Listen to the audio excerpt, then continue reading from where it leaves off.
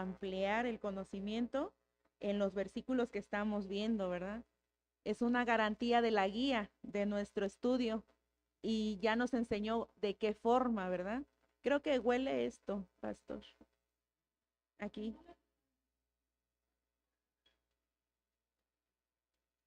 Ah, sí. Yo creo que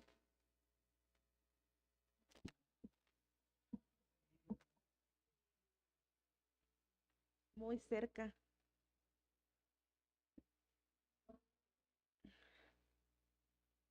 No, esto ya no. Es esa. Sí. Bueno, ya descubrimos qué era lo que olía mal.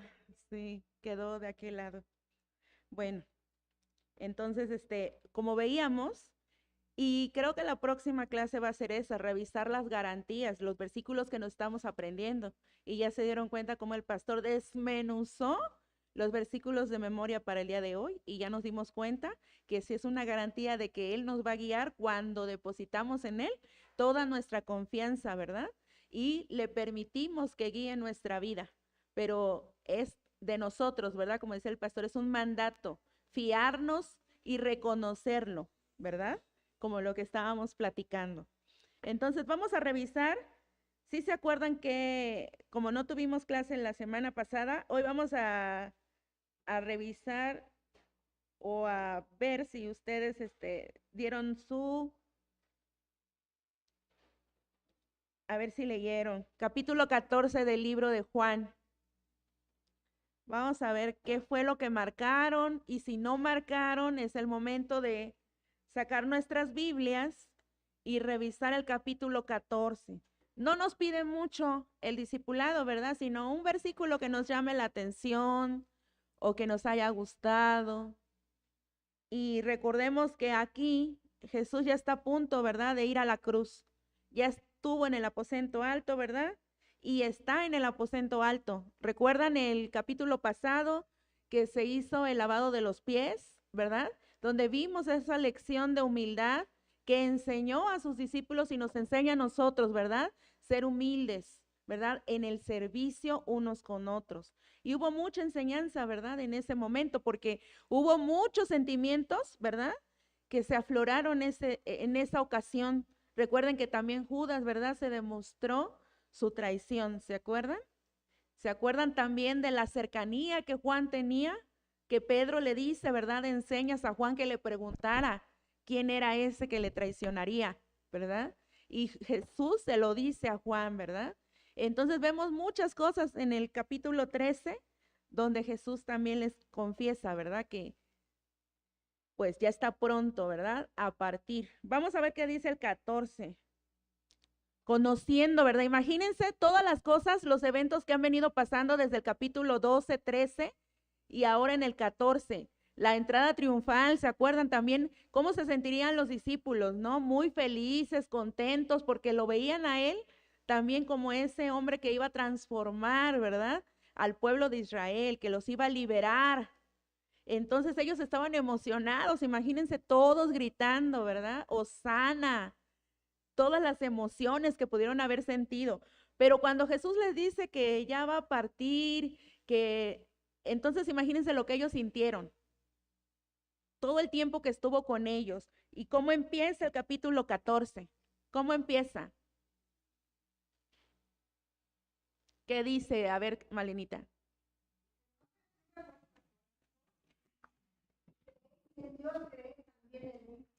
¿Por qué estaba turbado el corazón de los discípulos?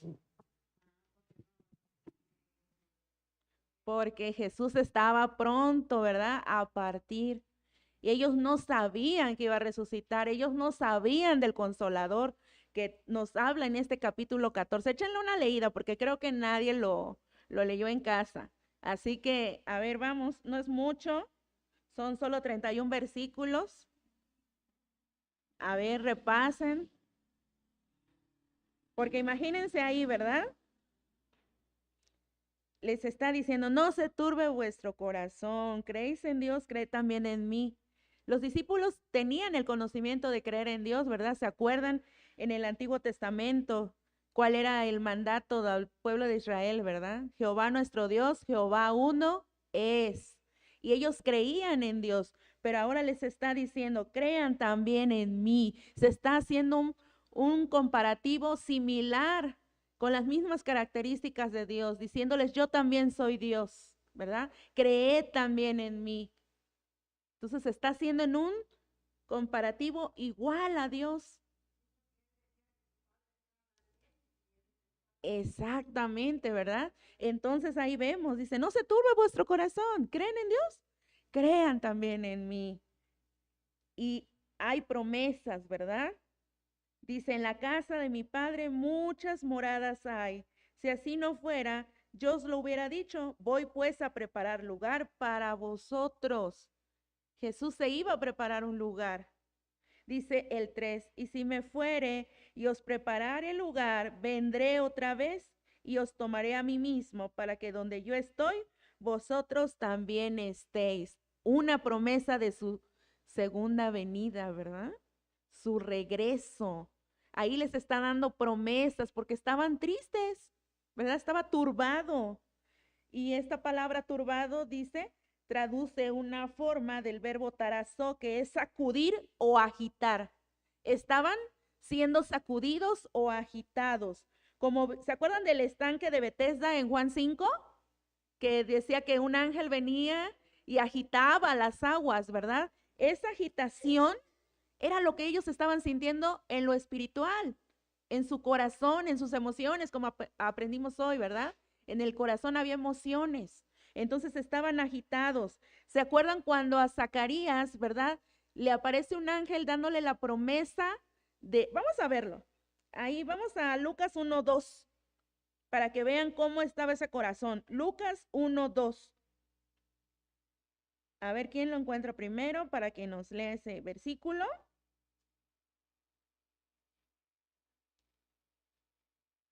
1:12, perdón. 1:12.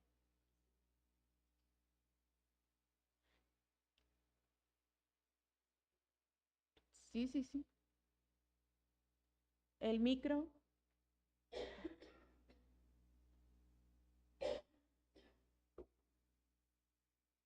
Vamos a esperar el micro.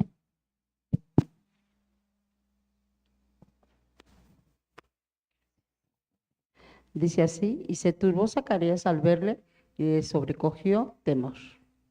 ¿Es ese, no? Sí, Lucas exacto, 1. dice, y se turbó Zacarías al verle y sobrecogió temor, pero el ángel le dijo, Zacarías, no temas, porque tu oración ha sido oída y tu mujer Elizabeth te dará a luz un hijo y llamará su nombre Juan. ¿Qué sintió Zacarías cuando vio al ángel? ¿Verdad? Dice que se turbó, ¿verdad? Sus emociones se agitaron, ¿verdad? Una agitación, un miedo, ¿verdad? Era lo que estaban sintiendo los apóstoles.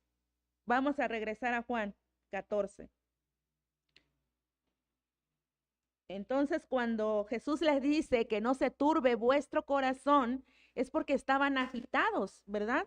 De manera espiritual y emocional, físicamente, ¿verdad? Porque sabían que Jesús ya no iba a estar con ellos. Pero Jesús les empieza diciendo, ¿verdad? Que si se va, va a preparar un lugar porque Él va a venir otra vez por ellos, ¿verdad? Por nosotros. Dice, y sabéis a dónde voy y saben el camino. Pero le dice Tomás, Señor, no sabemos a dónde vas. ¿Cómo pues podemos saber el camino? Jesús le dijo, yo soy el camino y la verdad y la vida. Nadie viene al Padre sino por mí. Si me conocierais, también mi Padre conoceríais. Y desde ahora le conocéis y le habéis visto. Felipe le dijo, Señor, muéstranos el Padre y nos basta. ¿Qué le estaba diciendo Felipe a Jesús? ¿Mm? A ver, reflexionemos en estos dos. Dice, si me conocierais, también a mi Padre conoceríais. Y desde ahora le conocen y le han visto. Pero Felipe le dice, Señor, muéstranos el Padre y nos basta. Pero en el 6 Jesús les dijo, yo soy el camino y la verdad y la vida, nadie viene al Padre sino por mí. Jesús estaba manifestado en carne, ¿verdad? Y estaba ahí con ellos y le estaba mostrando al Padre. Pero Felipe, su respuesta de Felipe en el 8 quiere decir que no le conocía aún, ¿verdad? ¿Y cuántas veces nosotros estamos aquí años y aún no le conocemos? ¿Sí se han puesto a reflexionar? ¿Conocemos a Jesús? ¿Conocemos al Padre? ¿Conocemos su carácter? ¿Cuál es el carácter de Dios? ¿Cuál es el carácter de Dios? Hay muchos atributos. Amor, sí. A ver, ¿qué otro más? Sí. Pero también es un Dios justo, ¿verdad? A veces nada más nos gusta el lado del amor. Que Dios es amor, pero también dice que es fuego consumidor. Entonces tenemos que conocer el carácter completo de Dios a través de lo que Jesús nos vino a enseñar, ¿verdad? ¿Qué otro versículo? A ver, ¿qué más podemos ver ahí? ¿Qué le dice Jesús en el 9?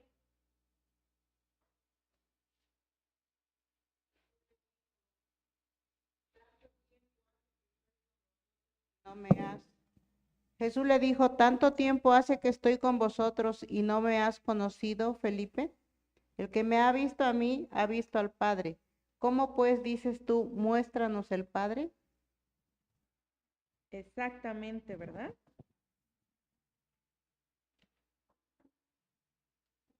¿Se acuerdan cuando Jesús resucitó? Y que Tomás no estaba ahí.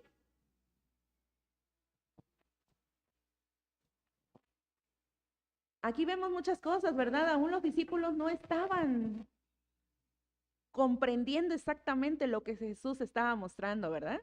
Por eso les dice, a ver más adelante, ¿qué les dice? En el 16, a ver qué les dice en el 16. Y yo rogaré al Padre y os dará otro consolador para que esté con vosotros para siempre. Otro consolador para que esté con vosotros para siempre, el Espíritu de verdad al cual el mundo no puede recibir, porque no le ve ni le conoce, pero vosotros le conocéis porque mora con vosotros y estará en vosotros. Otra promesa más, que no iban a estar solos, ¿verdad? Ni huérfanos, que les iba a enviar a otro. Y esa palabra otro viene del griego alos, que se refiere a otra persona de la misma clase, del mismo nivel, ¿verdad? Que es Dios mismo. El Espíritu Santo es Dios, ¿verdad? Es el Paracletos, dice aquí. Significa literalmente alguien llamado a estar a tu lado para ayudar y tiene la connotación de un ayudador, consolador, exhortador, intercesor, alentador y un abogado defensor. Todo eso, todas esas características, ¿verdad? Hablan del consolador, hablan de que no iban a estar solos, ¿verdad? Pero no lo comprendían aún no lo comprendían, ¿verdad? También me gustaría poner en claro el versículo 12. Vean qué dice el 12. ¿Alguien que lo pueda leer? A ver, hermanito. De cierto, de cierto os digo, el que en mí cree, las obras que yo hago, él las hará también, y aún mayores hará porque yo voy al Padre.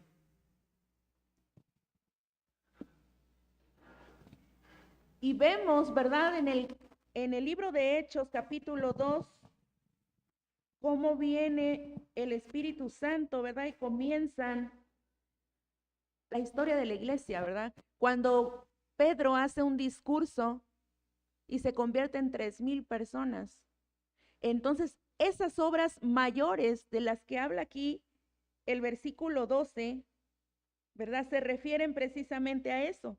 Las obras mayores a las cuales se refería Jesús no eran mayores en poder que las que él había realizado, sino mayores en alcance, ¿verdad? Dice, en efecto, los discípulos realizarían obras milagrosas como Jesús lo hizo, pero los milagros físicos no eran lo principal para Jesús, pues los apóstoles no harían milagros más poderosos que él. Cuando el Señor habló a sus seguidores de realizar obras mayores, Se refería al alcance del milagro espiritual de la salvación. Jesús nunca predicó fuera de Palestina, pero sus seguidores esparcirían el evangelio por el mundo. Jesús solo tuvo un alcance limitado con los gentiles, mientras que los discípulos, particularmente Pedro y Pablo, alcanzarían al mundo gentil con el evangelio. Y nosotros aún, ¿verdad? Podemos hacer un alcance ahorita con las redes sociales, cuando transmitimos en vivo, ¿verdad? Nuestros servicios. ¿Qué pasa? Tenemos un alcance totalmente inimaginable. A esas obras se refería Jesús, ¿verdad? No a que resucitaríamos muertos, ni mucho menos. Digo, eso solamente en la voluntad de Dios, ¿verdad? Pero a ese tipo de alcance, ¿verdad? Entonces aquí, pues estaban tristes, ¿verdad? Estaban tristes porque Jesús ya casi estaba partiendo, ¿verdad? Entonces, no se olviden de revisar su capítulo siguiente para el siguiente domingo, para que así todos puedan compartir algo, ¿verdad? De lo que estamos viendo. ¿Hay alguien más que quiera compartir algo? Pastor, ¿usted algo que quiera compartir de este capítulo? Muy hermoso, ¿verdad? Yo creo que si empezamos a sacar todos los tesoros que hay cuando dice escudriñad las escrituras, es como escarbar, ¿verdad? Es como un minero que no nada más se consuela con lo que ve ahí en la superficie, sino que excava hasta que encuentra todas esas riquezas, ¿verdad? Es lo que tratamos de hacer con esto, tratar de excavar y de descubrir todas las riquezas que el Evangelio tiene para nosotros. Que Juan nos está tratando de decir y está tratando de demostrarle a sus oyentes, a los que están estudiando su carta, ¿verdad? Que Jesús es Dios. Porque en todo lo que es el Evangelio de Juan, siempre nos está demostrando que Jesús es Dios. El primer versículo, ¿verdad? Dice, creed en Dios, creed también en mí. Se vuelve en una comparativa con el Dios Padre, ¿verdad? Crean también en mí, porque soy Dios. Y también nos muestra que el Espíritu Santo es Dios, ¿verdad? Les enviaré un consolador, alguien que está al mismo nivel que Jesús, ¿verdad? Porque es Dios. Entonces vamos a nuestro discipulado. ¿Se acuerdan en qué? A ver, adelante, Sarita. Me gusta mucho el versículo 10. Perdón, el versículo 19 que dice, bueno, la segunda parte. Bueno, lo voy a leer todo, pero lo que me gusta es la segunda parte. Todavía un poco y el mundo no me verá más, pero vosotros me veréis. De aquí me gusta, porque yo vivo, vosotros también viviréis. Una gran Amén. promesa. Y el 26 que dice, mas el Consolador, el Espíritu Santo, a quien el Padre enviará en mi nombre, Él os enseñará todas las cosas y os recordará todo lo que yo os he dicho. Amén. O sea que si se te olvida, yo te voy a recordar. Y si tú me olvidas, pues ya no vas a vivir. Y aquí hay algo muy interesante, Sarita, y para todos, ¿verdad? Dice, más el Consolador, el Espíritu Santo, a quien el Padre enviará en mi nombre, Él les enseñará todas las cosas y les recordará todo lo que yo les he dicho. Si no tenemos un hábito de lectura, lo vuelvo a repetir, ¿qué nos va a recordar el Espíritu Santo? A veces decimos, es que yo no tengo buena memoria. Es que por más que quiero no me aprendo las cosas. Pero si nosotros escudriñamos las escrituras todos los días y se vuelve un hábito, cuando estemos pasando ciertas circunstancias, ¿qué creen que va a hacer el Espíritu Santo? Va a tomar de lo que ya tenemos, ¿verdad? En nuestra mente y corazón y nos va a recordar su palabra. Aquí les está diciendo Jesús, ¿verdad? Porque les está diciendo, cuando esto suceda, lo van a creer y el Espíritu Santo les va a recordar todas las cosas que les he dicho. En ese momento estaban confundidos, ¿verdad? Pero tenemos al Espíritu Santo y es el que está a nuestro lado para ayudarnos, para exhortarnos, guiarnos, consolarnos. Entonces, ahí está el Espíritu Santo, habita con nosotros, como dice Sarita, lo más hermoso, ¿verdad? Que vivimos porque el Espíritu Santo está en nosotros. Entonces, vámonos a nuestro libro. Lo bueno es que ya nos falta poco. Adelante, hermanito. ¿Del 21? A ver, ¿Capítulo permítame. 21 o capítulo es? dice, el que tiene mis mandamientos y los guarda es el que me ama. Y el que me ama será amado por mi Padre. Y yo,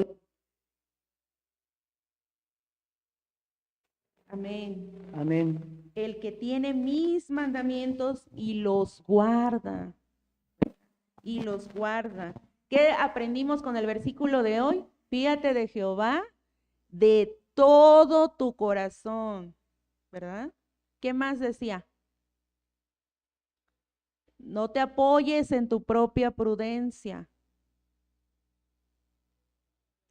Reconócelo en todos tus caminos y Él enderezará tus veredas, ¿verdad? Aquí habla de eso. El que tiene mis mandamientos y los guarda, ese es el que me ama. Sí, a veces decimos, no, bueno, vamos a recordar algo que a veces las esposas decimos. Cuando el esposo o el novio, no sé, nos dice, te amo mucho, pero si no lo demuestra con hechos, ¿es verdadero amor? No, ¿verdad? No es verdadero amor, porque el amor se demuestra con acciones. Y aquí casi nos está diciendo eso, ¿verdad? El que tiene mis mandamientos y los guarda, ese es el que me ama. Y el que me ama será amado por mi Padre y yo le amaré y me manifestaré a él.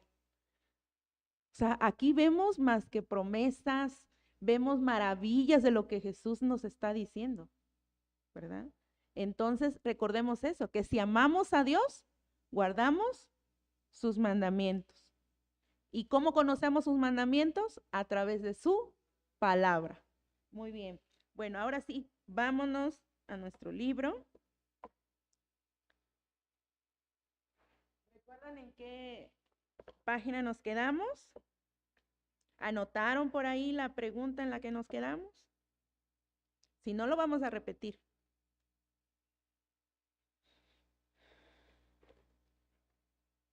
Creo que nos quedamos en la pregunta número 3 de la página 62. Vamos a nuestra página 62 en la pregunta número 3 y para eso vamos a buscar en nuestra Biblia Marcos capítulo 7. Busca en la página 62, pregunta número 3. Muri, apóyame con Marcos capítulo 7, del 6 al 9. Y voy a leerles la pregunta, porque me parece que no trajiste tu libro, ¿verdad? Bueno, la vamos a dar respuesta. ¿Ya están en su pregunta, en su página? Marcos capítulo 7, del 6 al 9. La pregunta dice, ¿cómo usó Jesús las escrituras en las siguientes situaciones? Al explicar la diferencia entre la adoración genuina y la falsa. Vamos a ver. Muri, ¿ya nos puedes dar lectura, por favor?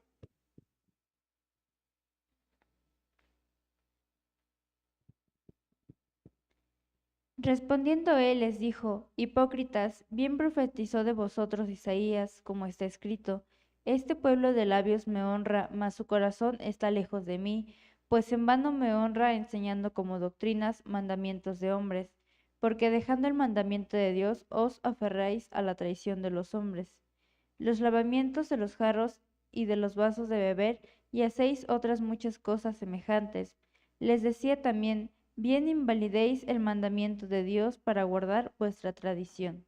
Entonces, ¿cómo usó Jesús ahí las escrituras? ¿Cómo explicó la diferencia entre la adoración genuina y la falsa? A ver, Muri, tú que leíste ¿Qué hacían esas personas? Bueno, pues aquí como él dice que el pueblo de labios me honra, mas su corazón está lejos de mí. Exacto, ¿verdad? Y como estábamos viendo en Juan, el que ama, dice, guardará sus mandamientos. Pero aquí, ¿qué hacían? Invalidaban, ¿verdad? Los mandamientos de Dios para guardar sus tradiciones. Esa es la respuesta, ¿verdad? Que tenemos en la pregunta 3. Vayan contestándola, ¿verdad? Invalidaban el mandamiento de Dios por guardar la tradición.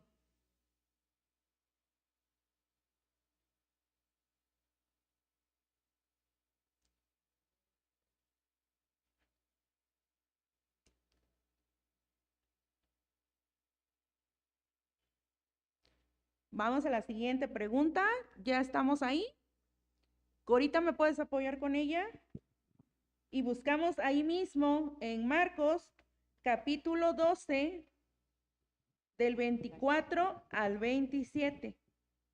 Al responder una pregunta difícil acerca de la resurrección. Marcos 12, 24 al 27.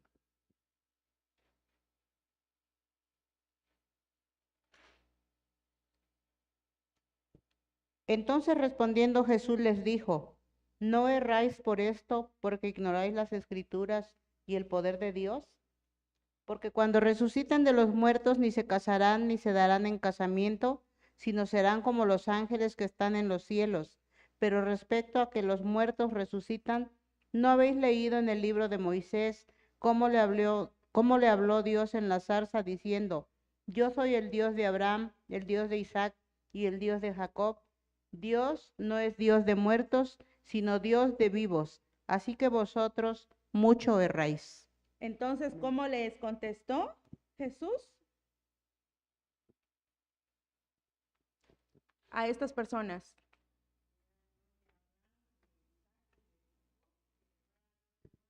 Que no era Dios de muertos, ¿verdad? ¿Por qué? ¿Y qué estaban haciendo con la escritura? Ahí lo dice. Ignoraban las escrituras y el poder de Dios. Estaban errando, ¿verdad? Ignoraban la escritura.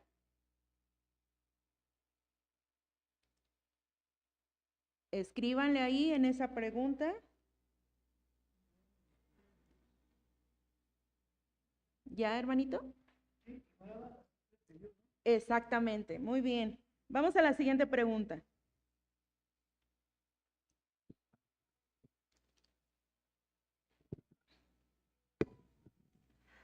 Al evitar un argumento con un interrogador no sincero. Lucas 10, 25 al 28.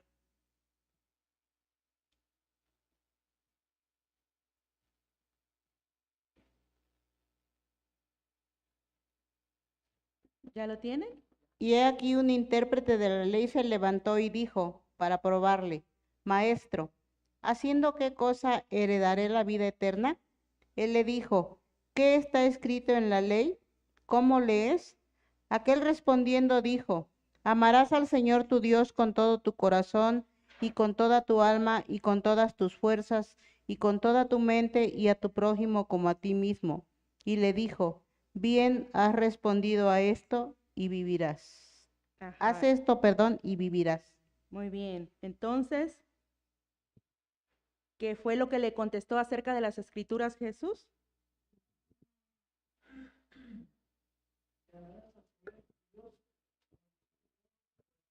Toda tu alma. Muy bien. Adelante, Corita. ¿Qué está escrito en la ley? Dice. Y cómo lees. ¿Cómo ¿verdad? lees? Dice.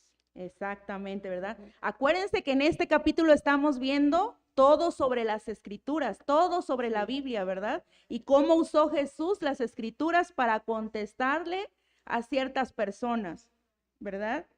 Entonces, ¿qué le dice a este joven? ¿Cómo está escrito en la ley?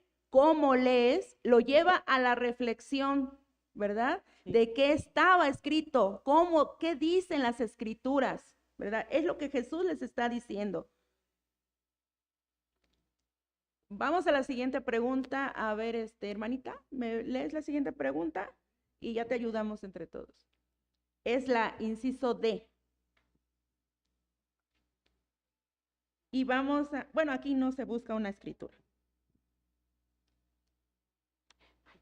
¿Sí? Dice, Jesús dependía de la palabra de Dios para su vida y ministerio, con base en sus respuestas a las últimas 3 preguntas. ¿Cuáles son 1 o 2 principios que puedes sacar del uso que Jesús hace de las escrituras? A ver, alguien ayúdale a la hermanita.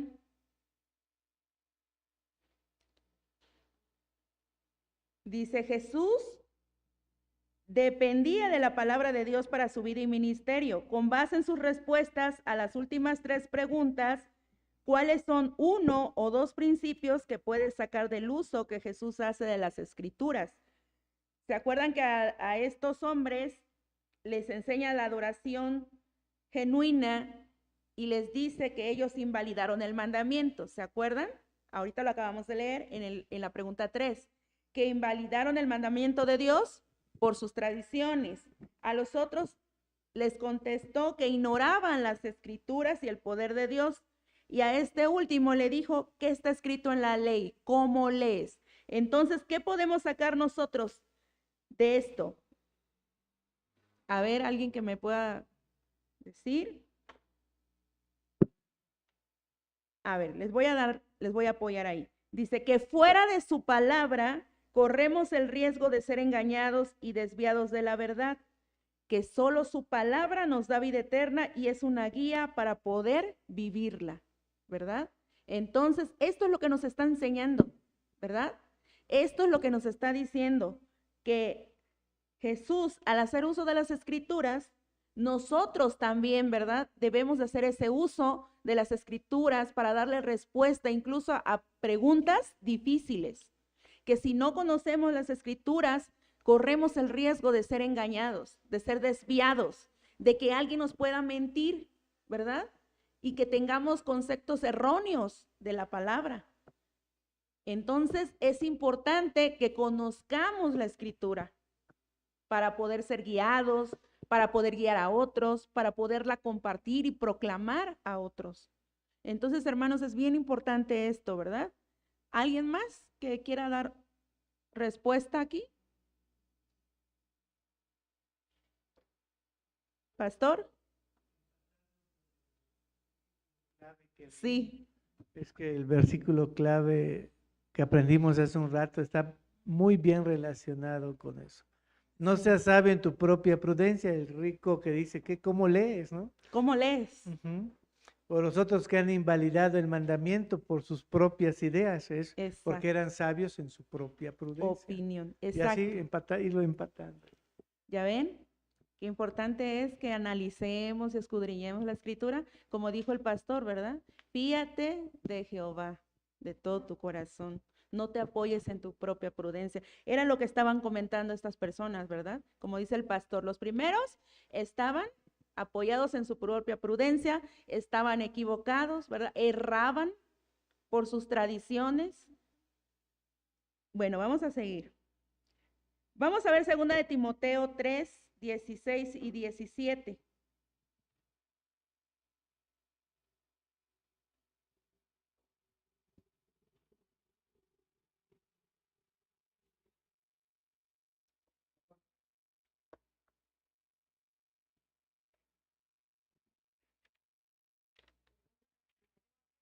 Tres, 16, 17.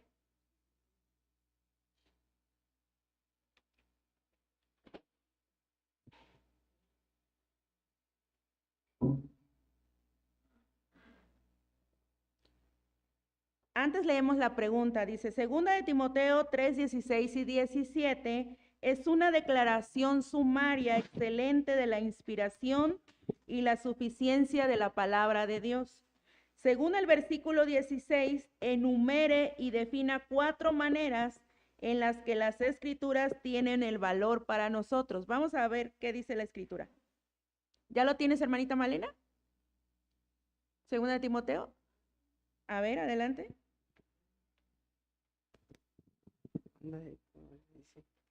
Toda la escritura es inspirada por Dios y útil para enseñar, para redarguir, para corregir, para instruir en justicia, y a fin de que el hombre de Dios sea perfecto, enteramente preparado para toda buena obra.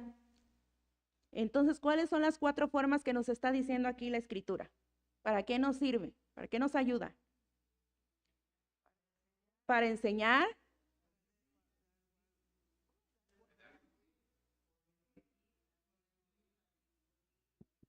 Muy bien, esa es la respuesta que podemos poner ahí. Pastor, ¿nos puede decir a profundidad qué es redarguir o por lo menos entender qué es la palabra redarguir, que siempre estamos ahí? ¿Qué será redarguir? A ver, la Biblia. ¿O Bueno. qué entendemos por redarguir? Porque a veces dice redarguir, pero ¿qué es eso? Pues es exhortar, hermana, exhortar para que alguien pues cambie su forma de vivir o de pensar. Eso es lo que hace la escritura, ¿verdad? Recuerden que es como el espejo, como dice Santiago, ¿verdad? Es un espejo, nos reflejamos ahí en la escritura y nos está reprendiendo, exhortando, ¿verdad?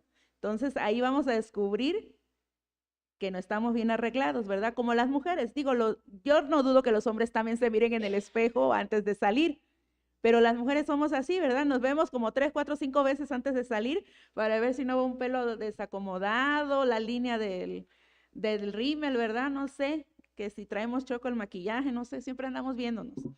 Pues así con la escritura, hay que ver qué dice la escritura, ¿verdad? La escritura es como un espejo y ahí nos vamos a ver que si estamos bien o no, ¿verdad? Nos va a redarguir esa palabra que parece que a veces no la entendemos, ¿verdad? Nos va a reflejar cómo estamos, si podemos salir o no, porque no salimos, ¿verdad? Si nos vemos ahí, por ahí, algo mal en la cara o mal peinados, o así te vas. No, ¿verdad? Nos regresamos y nos peinamos y nos arreglamos para salir. Entonces hay que hacer lo mismo en lo espiritual.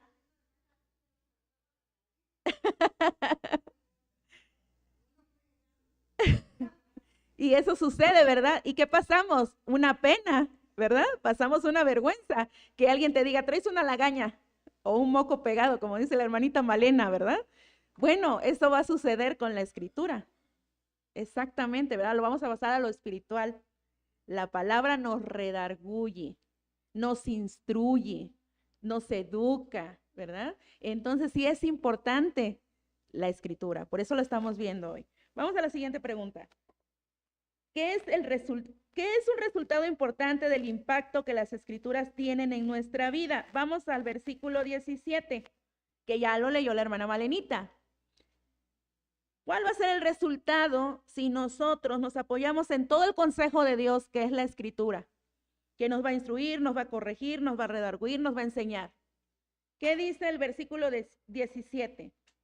¿Para qué es importante que las escrituras estén? Ajá. A ver, otra vez lectura, hermanita.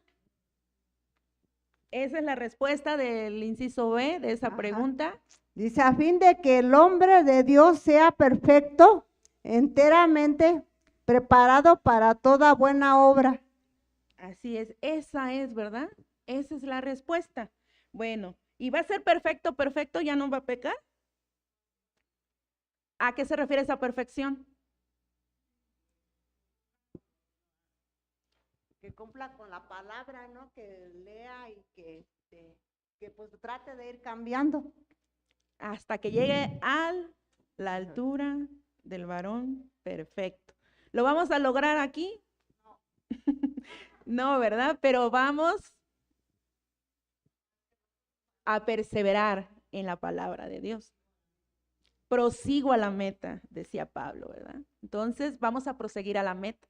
No vamos a ser perfectos. Aquí lo dice, ¿verdad? Para que el hombre de Dios sea perfecto enteramente, ¿verdad? Dice, preparado para toda buena obra. Entonces, esas obras que Dios ya preparó de antemano para nosotros. Pero esa perfección no la vamos a lograr aquí, ¿verdad? Sino hasta que Cristo venga o nosotros vayamos a Él. Porque a veces nada más nos gusta esa parte, ¿verdad? Pero a lo mejor nos adelantamos si Dios quiere, ¿verdad? Vamos a la siguiente página.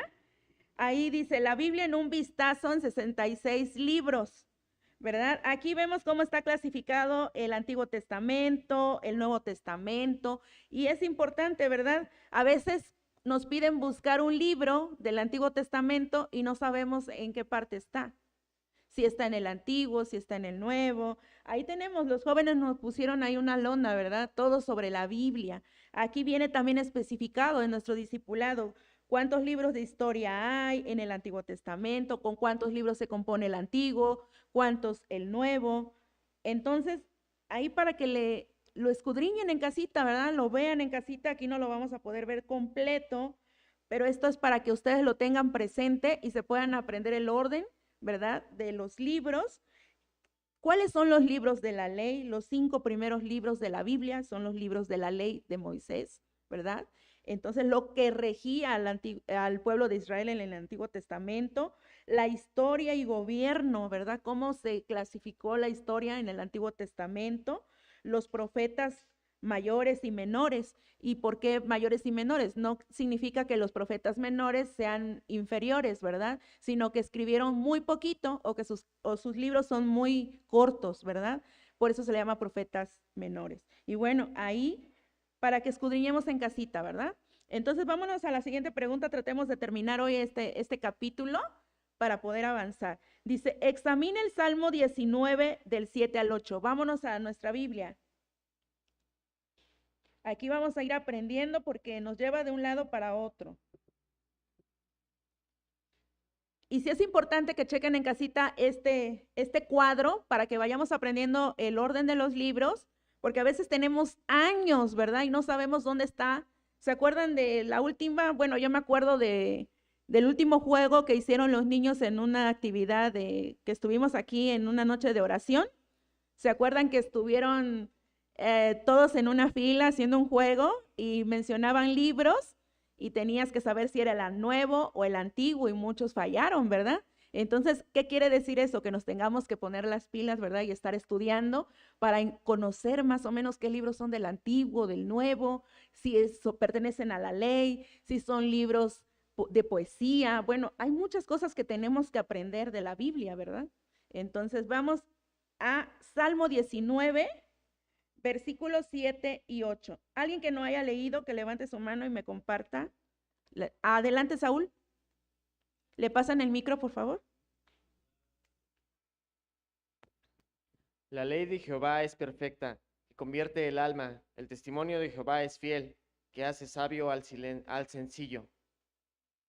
¿El 8? Los mandamientos de Jehová son rectos, que alegran el corazón. El precepto de Jehová es puro, que alumbra los ojos. Y como dice el pastor, ¿verdad? Relacionémoslo con el versículo que nos aprendimos hoy de Proverbios 3, 5 y 6, ¿verdad? Fíate de Jehová otra vez, de todo vuestro corazón. Dice, en el Antiguo Testamento hay sinónimos para la Biblia, ordenanzas, decretos, promesas, etcétera. De acuerdo a estos dos versículos, por favor enumere el sinónimo o título que se usa, una característica y una manera en que le puede beneficiar a usted. Vamos a ir escudriñando lo que nos acaba de leer Saúl, ¿verdad? Dice, versículo sinónimo en el versículo 7. ¿Cómo se le describe a la Biblia o a la palabra? ¿Qué dice ahí? La ley. Perfecto. ¿Y cuál es su característica? Perfecta. ¿Y de qué manera me beneficia? Convierte el alma. Esa es la primera respuesta de esa línea, ¿verdad? Hermanita Malena, ¿sí estamos ahí? Entonces, en la primera respuesta es ley perfecta que convierte el alma. En 7b, ¿cómo se le dice a la palabra? Testimonio, ¿verdad? ¿Y cómo es el testimonio? ¿Cuál es su característica? Fiel. ¿Y de qué manera me beneficia? Hace sabio al sencillo, ¿verdad? Vamos a seguirle dando respuesta. En el 8a, ¿cómo se le describe a la palabra? Mandamientos. ¿Y cuál es su característica? Los mandamientos de Jehová son rectos, ¿verdad? ¿Y de qué manera me beneficia? ¿Qué hace esos mandamientos rectos? Alegran el corazón. Y el siguiente sinónimo de la Biblia, precepto. ¿Y cuál es su característica? Es puro. ¿De qué manera me beneficia? Alumbra los ojos, ¿verdad? Esas son las respuestas que teníamos que poner en ese cuadrito, ¿verdad? Entonces, ¿de qué manera, si yo examino la escritura o cómo la puedo encontrar en la Biblia? A lo mejor no la encuentro como Biblia o no la encuentro como escritura, pero la puedo encontrar como ley, testimonio, mandamiento o precepto, ¿verdad? Entonces, sus características son perfecta, fiel, recta y pura. ¿Cómo me beneficia? Convierte el alma, hace sabio al sencillo, alegra el corazón y alumbra los ojos. Todo eso es lo que hace la palabra de Dios con nosotros, ¿verdad? Entonces dice, de las características anteriores, ¿cuál es la más importante para usted y por qué? ¿Alguien que quiera contestar esa pregunta? Todas son importantes, ¿verdad? Pero una, a ver, Saúl, adelante. A ver, ahorita el pastor nos va a decir.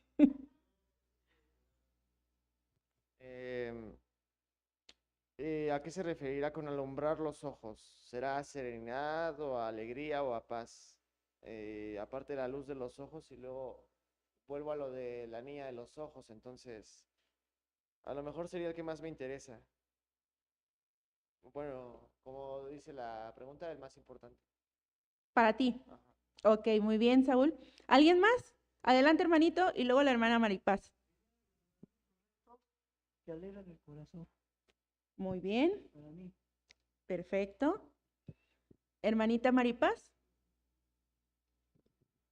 Para mí sería que convierte el alma, es perfecta y convierte el alma, Muy bien. porque cuando realmente nos entregamos al Señor y nos convertimos, o sea, que le amamos y somos fieles, realmente cambiamos a bien. Él. Y muchas veces decimos que hay perfección o conocemos de todo, pero ¿cómo está nuestra alma realmente? Espiritualmente, ¿cómo estamos? Exacto. Ese es para mí lo más importante. Bueno, acabo de buscar qué es un precepto. Según esto, dice que es una orden, una regla, un mandato para guiar el comportamiento. Eso es un precepto. Vamos a la siguiente. Dice, la analogía es una forma que explica algo por medio de una comparación, punto por punto, con algo similar. En los siguientes versículos, ¿con qué se compara la palabra de Dios, la Biblia? ¿Qué función puede tener cada uno de estos objetos? Es como hace ratito, ¿verdad? Les decía que la palabra es como un espejo. Vamos a ver Jeremías 23, 29.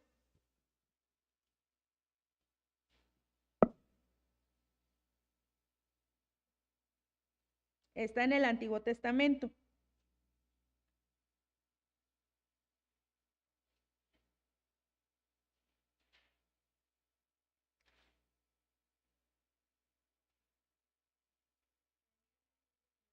Jeremías 23, 29. Adelante, Fer. ¿La tienes?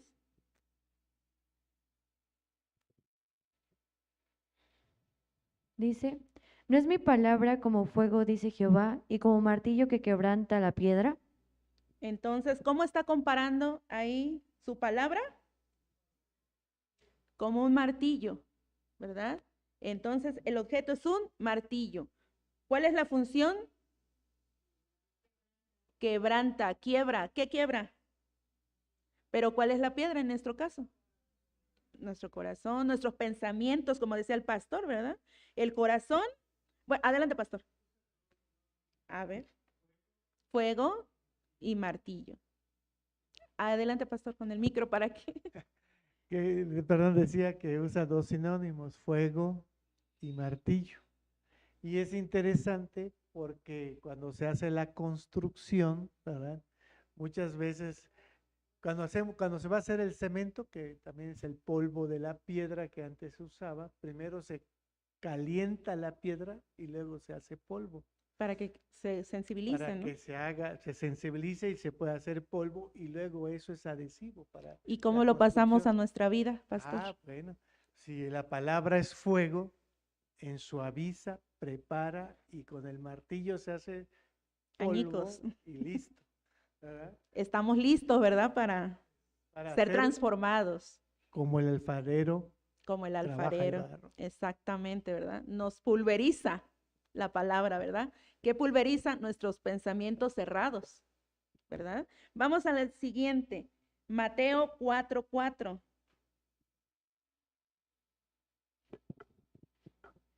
Dice la palabra de Dios.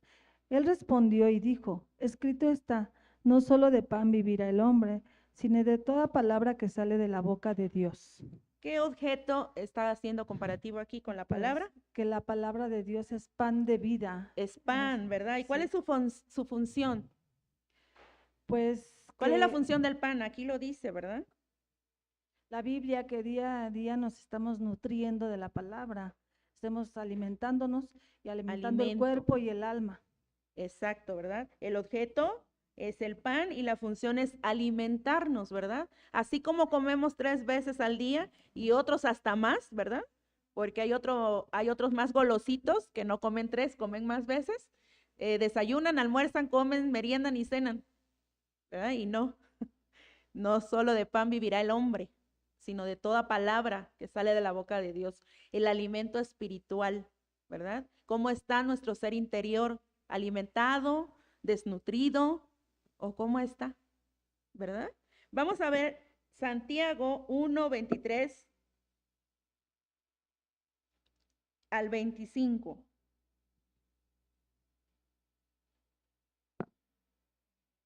¿Se dan cuenta que cuando somos más, compartimos más ideas, compartimos más cosas, ¿verdad? Y nos nutrimos unos a otros. A ver, adelante, David.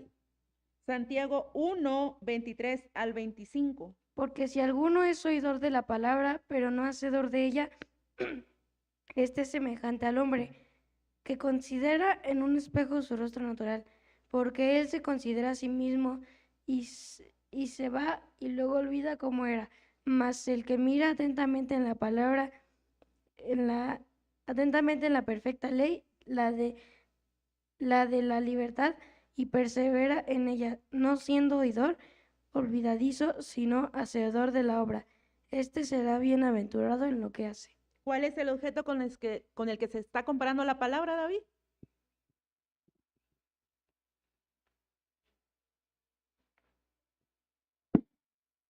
Ya lo habíamos dicho hace ratito.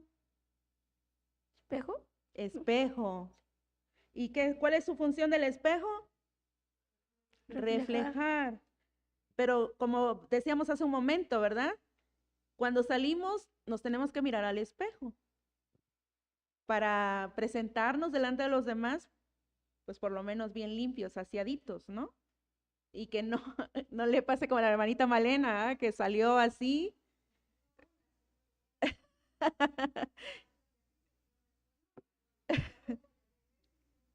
Entonces, ¿cuál es la función, verdad, de la escritura? Es como un espejo que refleja nuestra condición espiritual, ¿verdad?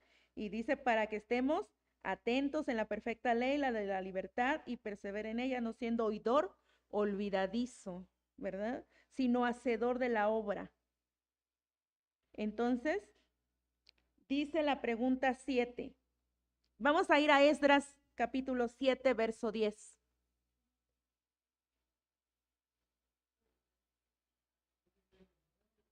A ver, Nuevo o Antiguo Testamento.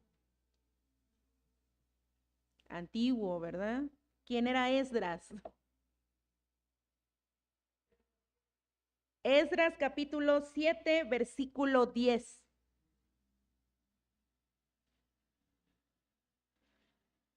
Dice la pregunta, Esdras es un buen ejemplo de alguien que sentía responsabilidad hacia la palabra de Dios. ¿Cuál fue su enfoque en las escrituras? Vamos a verlo en el 7:10. A ver, hermanito, espéreme el micro para que...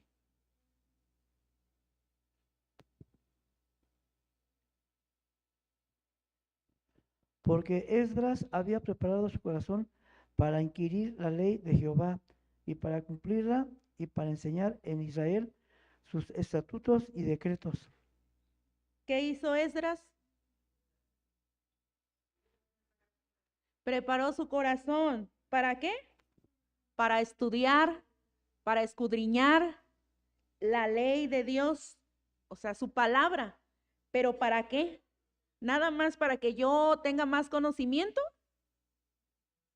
Para cumplirla y para enseñarla, ¿verdad? Entonces, de esto se trata este discipulado, que aprendamos y enseñemos a otros, ¿verdad? Entonces, preparó su corazón para estudiar. Así, hermanos, les dejo este versículo para que preparen su corazón y estudien Juan 15 para el siguiente domingo, ¿verdad? Preparemos nuestro corazón.